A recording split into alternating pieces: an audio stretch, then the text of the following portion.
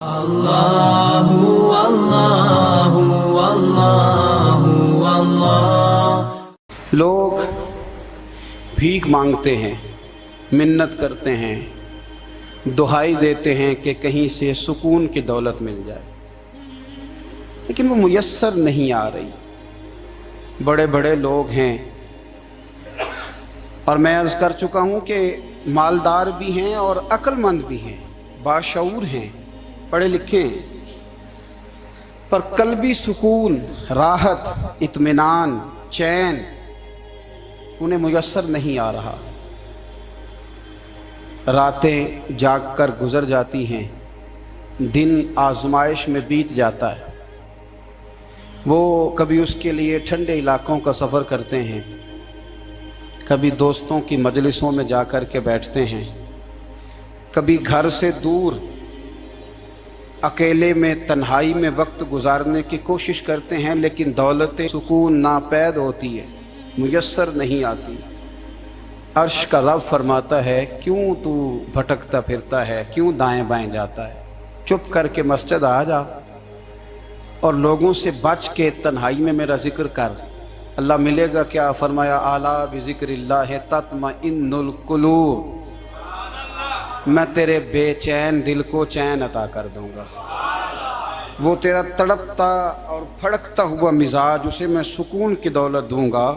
یہ تجھے کہیں اور نہیں ملے گا، یہ میری یاد میں ملے گا۔ یہ چین، قرار، سکون تجھے یہیں میسر آئے گا۔ اطمینان قلبی زندگی کا حسن ہے بھائی، دولت سکون اصل ہے۔ بڑے ٹھنڈے کمرے میں کچھ لوگوں کو نیند نہیں آتی، اور داتا صاحب رحمت اللہ علیہ آپ جائیں تو دونوں سڑکوں کے بیچ جو فٹ پاتھ ہے نا، اس پہ بھی کچھ لوگ سوئے ہوتے ہیں۔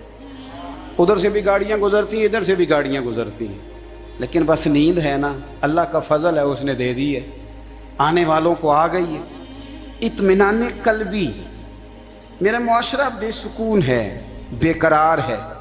مجھے کچھ لوگ کہتے ہیں جی میں آج کل بڑا بور ہو رہا ہوں، تو میں کہتا ہوں یار ہمیں تو ٹائم ہی نہیں ملا آج تک بور ہونے کا، نہیں وقت ہی نہیں اتنا میسر آیا۔ کون سا ٹائم نکالے جس میں بندہ بور ہو؟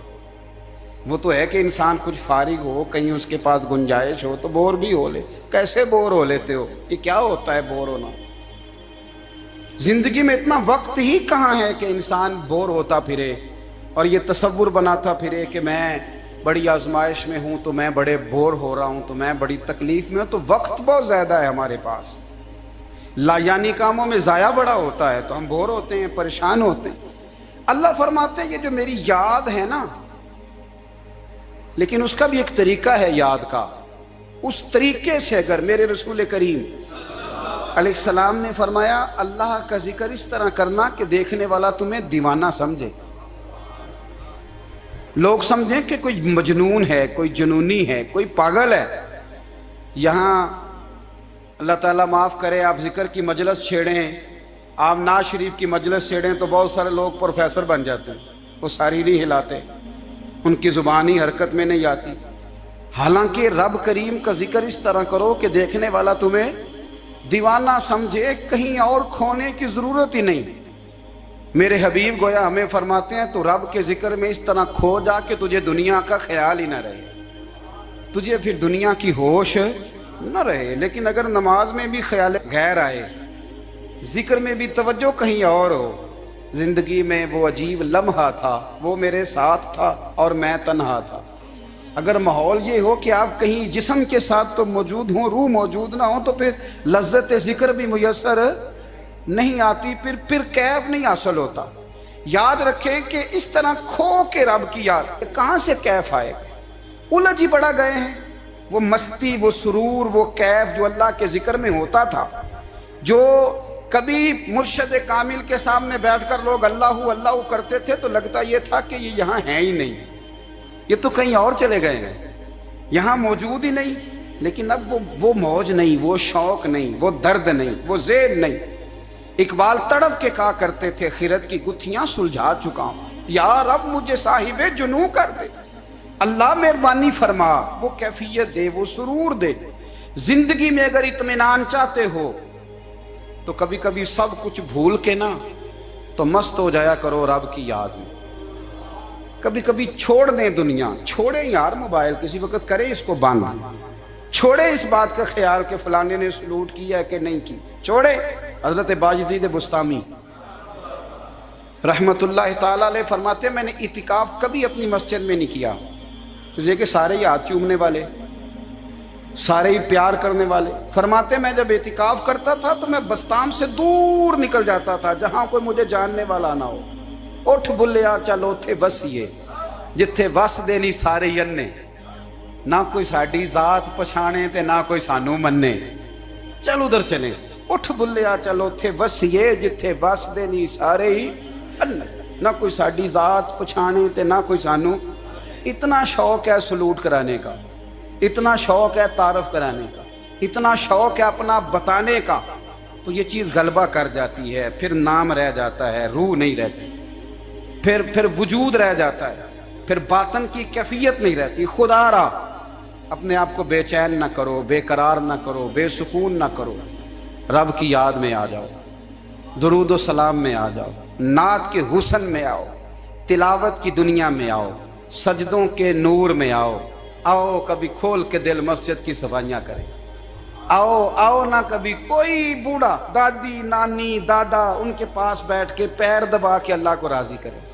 یہ کیف والی جگہ ہیں، یہ سرور والی جگہ۔ اتنی بے چین ہماری زندگی ہے، بے قرار ہے، تڑپتے ہوئے لوگ، لڑتے ہوئے لوگ، ایسے لگتا ہے ابھی ایک دوسرے کا گریبان تھام لیں گے، بے قرار، بے چین۔ کسی کو انتظار کا کہا جانا کہ 10-20 منٹ کسی کا انتظار کرو، تو بعض لوگ مجھے ایسے لگتا ہے جیسے ان کا کلیجہ پھٹ جائے گا، ڈاکٹر کے انتظار میں بیٹھے ہیں تو بڑے پریشان ہیں۔ کسی کو ملنے گئے ہیں کو آدھا گھنٹہ بیٹھنا پڑ گیا تو بڑی دقت میں ہیں۔ اپنے آپ کو سکون دیں۔ آپ یقین کریں بڑا مزہ آتا ہے، کبھی کسی کا انتظار کرنا پڑے تو 2-4 تسبیح درود شریف پڑھی جاتی ہے، یعنی ذوق بن جاتا ہے کہ چلو اللہ نے موقع دیا ہے، کوئی سرکار کو یاد کر لیں، تنہائی مل گئی۔ ہمارا مزاج جس سختی کا شکار ہے، وہ سختی آہستہ آہستہ ہمیں زیادہ آزمائش میں ڈال گئی۔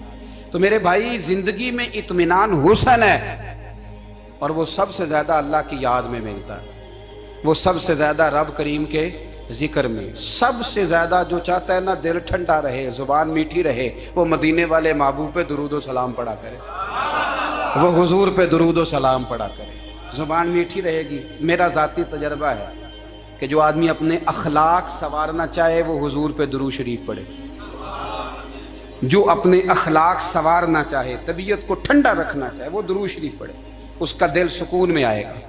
کچھ کام اور ہیں زندگی میں اطمینان کے لیے، ان کا ہونا بھی بڑا ضروری ہے۔ سب سے پہلے اگر آپ چاہتے ہیں نا زندگی میں سکون ہو تو حقیقتوں کا سامنا کرنا سیکھیں، آپ جو ہیں وہ رہنا سیکھیں، جو آپ نہیں ہیں وہ بننے کی کوشش نہ کریں۔ حقیقت کا سامنا کرو گے تو زندگی اطمینان میں آ جائے گی۔ ہم نے نا بہانے بنا لیے ہیں، ہیلے بنا لیے ہیں، جھوٹ کے سہارے اپنے آپ کو اونچا کر لیا۔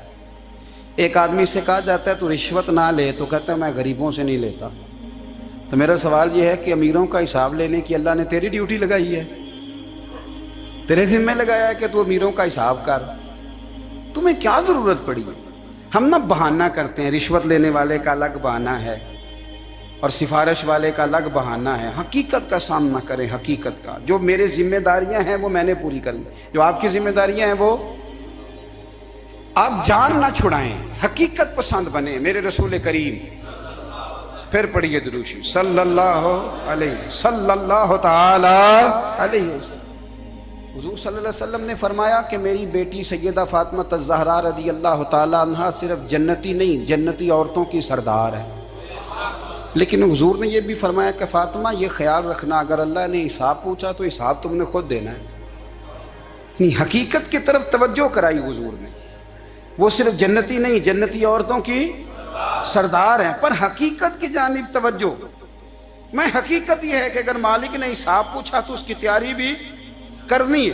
دیکھیں نا ہمیں کچھ یقین نہیں، اللہ معاف کرے کہ ہمارا حساب کیسا ہوگا، لیکن کتنے آزاد ہیں۔ یعنی بڑی دلیری سے بندے کہتے ہیں فجر نہیں پڑھتا جی، 3 پڑھتا ہوں جی، شاہ رہ جاتی ہے جی، کپڑے صاف، بڑی دلیری سے۔ اور سیدہ فاطمہ الزہرا نے ساری رات مصلی باز رکھا ہے، حالانکہ انہیں یقین تھا کہ رب مجھے بغیر حساب کتاب جنت دے گا۔ حقیقت کا سامنا کریں. جو حقوق آپ کے ہیں وہ آپ نے ادا کرنے، جو ذمہ داریاں ہیں وہ ذمہ داریاں ہیں. دیکھیں نا، حضرت موسیٰ کلیم اللہ علیہ السلام کے پاس اسرائیل روح نکالنے آئے تو حضرت موسیٰ نے تھپڑ مارا، آنکھ نکال دی.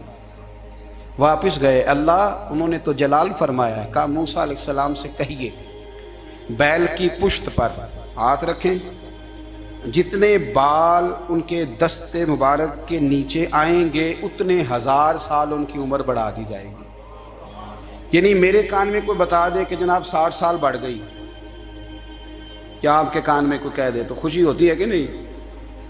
لیکن یہ حقیقت پسندی نہیں، اس لیے کہ 60 بھی گزر جائیں گے، 70 بھی، یہ حقیقت نہیں. حضرت موسیٰ کلیم، چلے میں مثال دیتا ہوں، سمجھ لے 10 بال، حالانکہ بہت زیادہ آتے ہوں گے، 10 بال اگر حضرت موسیٰ کے ہاتھ کے نیچے آئے تو 10,000 سال تو عمر بڑھ گئی نا. 10 یعنی 10 سال نہیں، 10 100 نہیں، 10 بہت زیادہ تھی نا. حضرت موسیٰ کلیم اللہ علیہ السلام سے آ کے عرض کیا گیا، حضور بیل کی پشت پر ہاتھ رکھیں، جتنے آپ کے ہاتھ کے نیچے بال آئیں گے اتنے 1000 سال عمر بڑھ جائے گی. تو حضرت موسیٰ نے حقیقت پسندی والی بات کی، فرمایا پھر کیا ہوگا؟ 10,000 سال کے بعد پھر کیا ہوگا؟ کہ حضور جانا تو پھر بھی ہے. فرمایا پھر ابھی چلتے ہیں. اگر جانا ہے نا، جانا ہے تو پھر، اگر جانا ہے تو پھر ابھی. اور سجنوں، اگر نماز پڑھنی ہے تو ابھی کیوں نہیں؟ اگر داڑھی رکھنی ہے تو پھر رمضان کا انتظار کیوں کریں؟ ابھی کیوں نہیں؟ اگر سچ بولنا ہے تو پھر، اگر رزق حلال کھانا ہے تو پھر انتظار کاہے کا؟ حقیقت ہوتی ہے، بہانہ ہوتا ہے. حقیقت چھپ نہیں سکتی بناوٹ کے اصولوں سے، کیونکہ خوشبو آ نہیں سکتی کبھی کاغذ کے پھولوں سے. یہ بات یاد رکھیں. اگر جانا ہے تو حضرت کلیم فرمانے لگے پھر 10,000 سال کے بعد بھی جانا ہے. تو آج بھی ہمیں بے قراری زندگی میں اس لیے کہ ہم حقیقت پسند نہیں، ہم بہانوں میں، ہم ہواؤں میں جیتے ہیں، ہواؤں میں، خیالات میں زندگی گزارتے ہیں. بڑا ٹائم پڑا ہے، مثلاً کتنا میرے رسول کریم صلی اللہ تعالی علیہ وآلہ وسلم نے ایک دن صحابہ سے فرمایا تمہیں حیا نہیں آتی؟ حضور کیا ہوا؟ فرمایا وہ والے مکان بناتے ہو جن میں تم رہ نہیں سکتے، وہ والا مال جمع کرتے ہو جو کھا نہیں سکتے، حیا نہیں آتی؟ عرض کی حضور حکم کریں. تو محبوب فرمانے لگے جوتے کا ایک تسمہ بند کرتا ہوں تو سوچتا ہوں دوسرا بند کرنے سے پہلے موت آ جائے گی. ایک سانس اندر جاتی ہے تو دوسرا آنے سے پہلے میں یاد کرتا ہوں کہ مجھے دنیا سے جانا ہے. تمہیں حیا نہیں آتی؟ وہ مکان بناتے ہو جن میں رہ ہی نہیں سکتے، وہ مال جمع کرتے ہو جو کھا. حقیقت پسند نہیں بھائی. ہم بہت سارے لوگ ہیں بڑی باتیں سناتے ہیں، بڑی، میں کہتا ہوں اصل میں نا زیادہ باتیں سنا کے نا بیچارہ اپنے آپ کو مطمئن کرنا چاہتا ہے. اصل بات یہ ہے کہ اندر سے نا ہلا ہوا ہے، کچھ بھی نہیں، بڑا زیادہ ہنستا ہے اور مجھے لگتا ہے کہ کوئی گہرا زخم چھپا رہا. اس لیے ملمہ سازی، حقیقت پسند بنو، حقیقت پسند. یاد رکھنا من ترک صلاۃ متعمدا فقد کفر. میرے رسول نے حقیقت بیان کی، فرمایا جس نے ایک نماز بھی جان بوجھ کے چھوڑی اس نے رب کے رب ہونے کا انکار کیا، اس نے کفران نعمت کیا. یہ حقیقت ہے، کوئی کلیریفیکیشن نہیں، کوئی وضاحت نہیں. جو نماز نہیں پڑھتا جھوٹ بولتا ہے، غلط بیانی کرتا ہے. جو شخص رزق حرام کما کے کہتا ہے کہ اس کے بغیر گزارا نہیں چلتا، وہ جھوٹ بولتا ہے. اس لیے کہ رب فرماتا ہے جب تجھے پیدا کیا ہے تو تیرا رزق میرے ذمہ ہے. اللہ فرماتا ہے کہ لا یکلف اللہ نفسا الا وسعها، میں کسی پر وہ بوجھ نہیں ڈالتا جو اٹھا نہ سکے. نماز فرض کیا اس کا مطلب ہے ہم پڑھنے کے قابل ہیں. اس نے ہمارے ذمہ داریاں لگائی ہیں تو مطلب یہ ہے کہ ہم ذمہ داریاں ادا کرنے کے قابل ہیں، ورنہ وہ کہتا ہے میں وہ بوجھ ڈالتا ہی نہیں جو تجھ سے اٹھایا نہ جائے. اگر چاہتے ہو کہ زندگی میں اطمینان ملے تو خدا را حقیقت پسندوں والی زندگی گزارو. یہ فضاؤں میں زندہ رہنا، ہواؤں میں، اللہ بڑا معاف کرنے والا ہے، اللہ بڑا کریم ہے، معاف کر دے گا. تو بھئی یہ بات صحابہ کو بھی پتا تھی، یہ اہل بیت کو بھی خبر تھی، تو وہ تو ایک ایک بات کا لحاظ کرتے تھے. یہ غوث اعظم کو بھی پتا تھی، یہ ان کے والد کو بھی پتا تھی جنہوں نے کسی کا ایک سیب کھا لیا تھا تو 12 سال اس کے گھر میں نوکری کرتے رہے.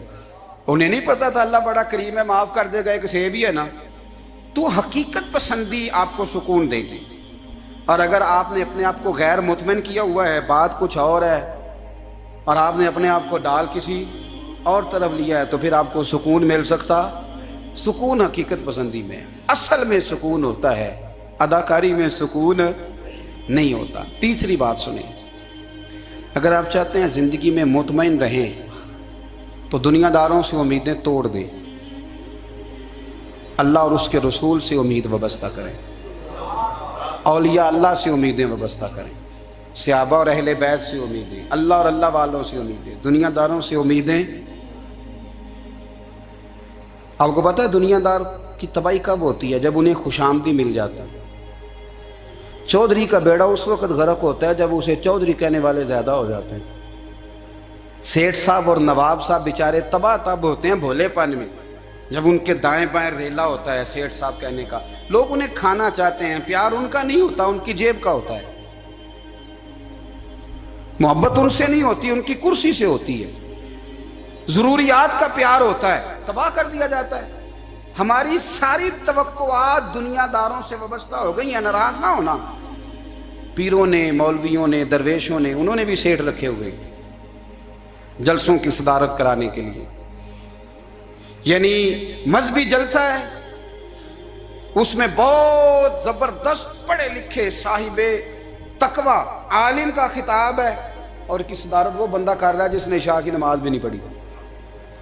وہ بندہ صدارت کر رہا ہے، کیوں؟ اس لیے کہ اس نے لاکھ روپیہ دیا محفل میں. خدا را دنیا داروں سے امیدیں چھوڑ دیں، ورنہ آپ کمزور پڑ گئے، آپ کی امیدیں ٹوٹیں گی. کتنا کمزور ہے وہ شخص دو چار ہزار کے لیے کسی بندے کی چاپلوسی کرتا ہے، اس کے پیچھے بھاگتا ہے، خوش آمدیں کرتا ہے تھوڑے سے نوٹوں کے لیے. دکھ سکھ میں کام آئے گا اس کام کے لیے.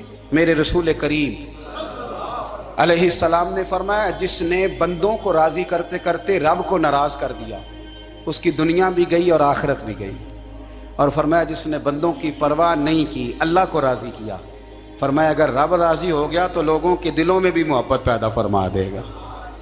کیا ضرورت ہے خوشامد کرنا دنیا داروں کی، سیٹوں کی، نوابوں کی، چاپلو. اور میں آپ کو ایک بات بتاؤں، ہوتا پتہ کیا ہے؟ یہ جو حب جا اور حب با ہوتی ہے نا، اس سے پیٹ نہیں بھرتا. آپ کو اگر خوشامد کرنی ہے تو پھر آپ کو ساری زندگی کرنی ہے. پھر ان کو بھی پتا ہوتا ہے کہ تعلق کس بنیاد پر ہے، اس میں کبھی بھی خلوص پیدا نہیں ہوتا. آپ بے چین رہتے ہیں، بے قرار رہتے ہیں، آپ کو تکلیف رہتی ہے ہمیشہ.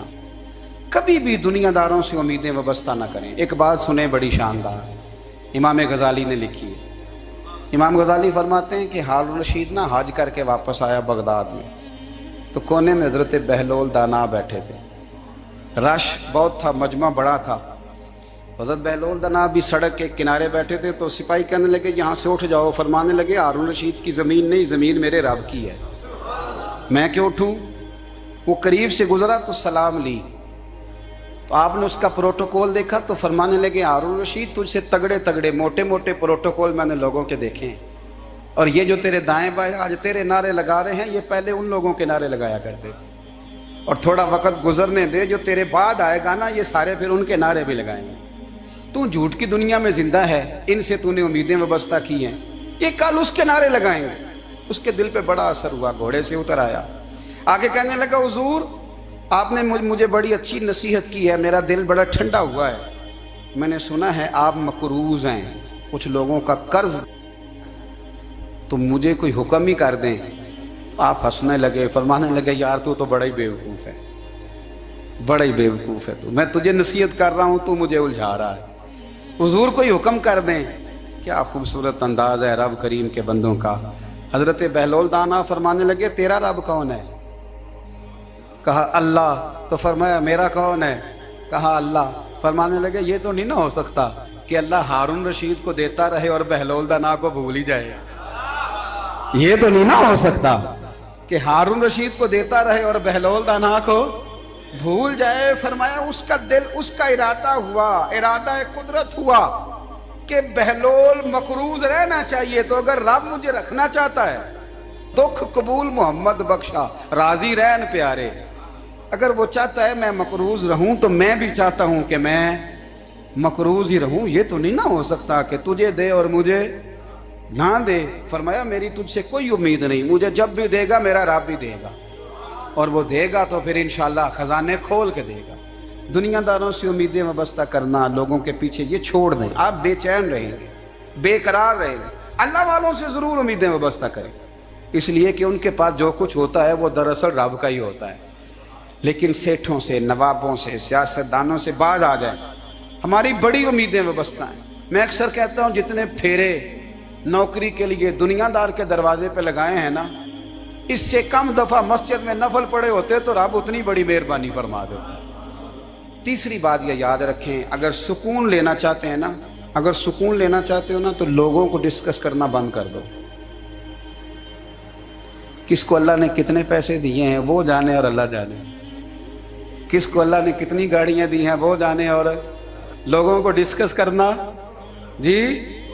यानी मैं एक जगह बैठा था तो एक साहब गाड़ी वाला गुजरा, गाड़ी में बैठ के, उसका पड़ोसी था, कहते मुंह है कार वाला। मैं क्या ओदा ते है तां ही बैठा है, ते हुण मैं क्या समझाना देना उन्होंने, मैं क्या तू ते मैं हिसाब लाइए भी साढ़े कोल कोई नहीं, ओदा ते है। देखिए ना, अल्लाह ने उसे दी है ना, तो अल्लाह ने चाहा ना वो कार में बैठे, तो इसने फटे पे बैठ के ये तबसरा किया कि मुंह है कार वाला। मैं क्या भी ओदा ते है तां कार है। अब मुझे और तुझे अंदाजा लगाना चाहिए कि हम क्या ये बहस है। यदि अल्लाह को चाहिए था माज अल्लाह के पहले तुमसे पूछता कि इसे कार देनी है कि नहीं। क्या मतलब फसूल बहस है। वो चीज हमें इतना तंग करती है, इतनी तकलीफ देती है कि आप यकीन करें सारा दिन उसी को डिस्कस करते हैं, सारा दिन। उसके पास गाड़ी है, उसके पास कार है, फलाने का पैसा 1 नंबर है, फलाने का 2 नंबर है, फलाने का 6 नंबर है। असल बात के अंदर हसद है, इसको निकालो। एक बात कहने लगा हूं, इसे याद रखना। मेरे आला हजरत रहमतुल्लाह अलैह फरमाया करते, हसद करने वाला बंदों पर एतराज नहीं करता, अल्लाह पर एतराज करता। वो कहता है अल्लाह उसे क्यों दिया है, इतना क्यों दिया है, माज अल्लाह, वो अल्लाह की तकसीम पर एतराज करता। हसद करते हो बेचैन रहोगे, हसद आपके दिल को तड़पा के रख देगा। छोड़े, अल्लाह बड़ा करीम है, जिसको जहां चाहता है वहां बिठा देता है। आप कतन इस बहस में ना पड़े कि अल्लाह ने किसको कितना दिया है, कब दिया है, क्यों दिया है, वो बड़ा बेनियाज है। हसद आपको तबाह करेगा। दुनिया में पहला गुनाह जो हुआ था वो हसद था। इबलीस ने हजरत आदम से हसद किया, कहने लगा मैं बेहतर हूं, सरदारी इसको मिल रही है, तो ये तो अल्लाह को पता है ना किसको देनी है। और दुनिया में पहला कत्ल हसद की वजह से हुआ। हाबील काबील के दरमियान हसद का मामला था। खातून का निकाह उससे क्यों हो रहा है, मुझसे होना चाहिए। हसद तबाही करता। आप यकीन करें, यानी दुकानदार के सामने दूसरी दुकान पड़ती है और परेशान हो जाता है। वो कहता है मेरा क्या बनेगा, ला हौला वला कुव्वता इल्ला बिल्लाहिल अलिय्यिल अज़ीम। यानी तेरा क्या ख्याल है कि तेरे हिस्से की रोटी वो खा जाएगा, इतना छोटा दिल। यानी तेरा मौका ये है कि तेरे हिस्से का नसीब उस तक चला जाएगा, ये तेरी ख्वाहिश है। एक दूसरे की कमजोरियां बयान करना, उसका तो माल ही नाकस है जी, उसके तो पास ही कुछ नहीं। ये तो कमजोर लोगों का तरीका है। मेरे रसूल करीम अलैहिस्सलातु सलाम गुजर रहे थे, पतझड़ का मौसम था, खिजा का मौसम था, दरख्तों के पत्ते झड़ रहे थे। सहाबा को साथ लेके हुजूर गुजरे और एक दरख्त की टहनी को पकड़ के हुजूर ने हिलाया। सहाबा फरमाते हैं कि छम छम उसके पत्ते गिरे, जमीन पर ढेर लग गया। हुजूर ने फरमाया देखा तुमने क्या हुआ। हुजूर हाँ। फरमाया कितनी तेजी से पत्ते झड़े हैं, सिर्फ तना रह गया है और खाली टहनियां रह गई हैं, कोई हुस्न बचा है। हुजूर नहीं। तो नबी करीम फरमाने लगे जो हसद करता है ना, उसकी नेकियां भी इसी तरह झड़ जाती हैं, इसी तरह। और एक जगह हुजूर फरमाने लगे जिस तरह राख लकड़ी को आग खा जाती है, जिस तरह लकड़ी को आग, जब आग खा जाए तो फिर लकड़ी को लकड़ी नहीं कहा जाता, राख कहा जाता है, कोयला कहा जाता है। उसकी असल बाकी यानी उसे खाई जाती है। तो हुजूर अलैहिस्सलातु सलाम फरमाने लगे जिस तरह आग लकड़ी को खा जाती है, पर मैं इसी तरह हसद नेकियों को खा जाता है। नेकियां रहती नहीं। हसद करने वाले के पास नेकियां यानी उनकी असल शक्ल मौजूद, कभी भी हसद नहीं करें। अल्लाह की तकसीम है, जिसको चाहे जब चाहे जितना चाहे अता करे। اور چوتھی بات میرے بھائی، کبھی بھی بغض نہ پیدا کریں. بغض والے لوگ بے سکون رہتے ہیں. بہت ساری کمزوریاں ہمارے اندر ہوتی ہیں نا، پھر اللہ ہماری روزی تو نہیں نہ بند فرماتا. یہ تو نہیں کہتا کہ زمین سے نکل جاؤ. اگر یہی والا معاملہ ہو جو ہمارا ہے کہ شادی پہ اس نے میرے ساتھ برا سلوک کیا تھا، اب ساری زندگی بغض رکھنا ہے. اگر یہی معاملہ فرشتے اللہ کی بارگاہ میں کہیں کہ یا اللہ اس نے فلانے دن شراب پی تھی، اب اس کو زمین میں نہیں رہنے دینا، نظام زندگی چلے گا؟ تو اگر اللہ ہمیں معاف کرتا ہے تو ہم بندوں کو معاف کیوں نہیں کرتے؟ آپ یقین کریں، اتنی لمبی عداوتیں، اتنا لمبا حسد، اتنا لمبا بغض، اتنا لمبا. حدیث میں نے پڑھی، میں حیران رہ گیا. میرے نبی کریم علیہ الصلوۃ والسلام نے فرمایا اپنی بیوی سے کبھی بغض نہ رکھنا. اگر اس کی ایک بات ناپسند ہو تو اسے چھوڑ کے وہ بات دیکھو جو تمہیں پسند ہے. میں اس حدیث کو پڑھ کے سوچنے لگا کہ کیا بیوی کا بھی بغض رکھتے ہیں لوگ؟ اب حضور نے کہا ہے تو اس کا مطلب ہے لوگ بیوی کا بغض بھی رکھتے ہیں. اب اس پر استدلال کر کے مجھے کہنا پڑے گا کہ سسرال والوں کا بغض بھی رکھتے ہیں. کہنا پڑے گا کہ بھائی کے سسرال والوں سے بھی بغض رکھتے. اس حدیث کی روشنی میں سمجھا کہ لوگ بھابھی کا بغض بھی رکھتے ہیں. بغض، ورنہ عادتیں تو ہماری بھی کئی بری ہوتی ہیں.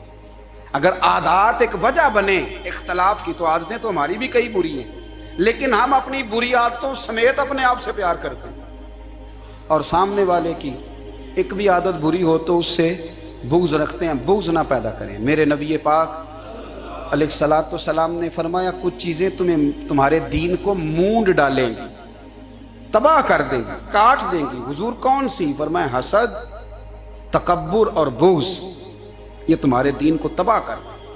ہم بے چین اس لیے ہیں کہ ہم نے بہت سارے لوگوں کا بغض پالا ہوا ہے، اور ہر فیلڈ میں سیاستدان نے سیاستدان کا، ذاتیات پر اتر کے بات کرتے ہیں، معزز ترین لوگ، تاجر نے تاجر کا، اللہ ماشاء اللہ بعض جگہ پہ اہل علم بھی ایک دوسرے سے عداوت رکھتے ہیں. خدا را دل رب کریم کے آنے کا ٹھکانہ ہے.